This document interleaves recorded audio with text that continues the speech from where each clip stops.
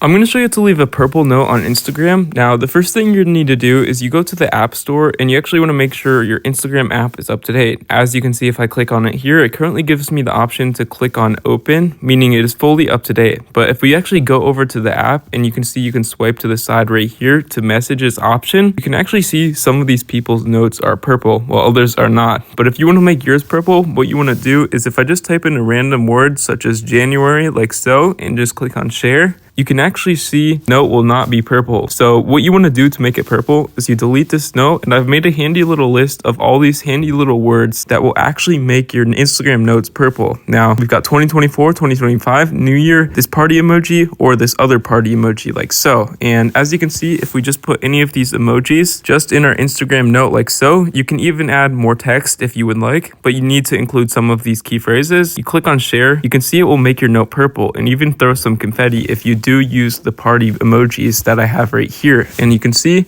it's easy to make your notes purple. If you found this helpful, share it with a friend so they can also have their notes purple, and subscribe and like the videos so others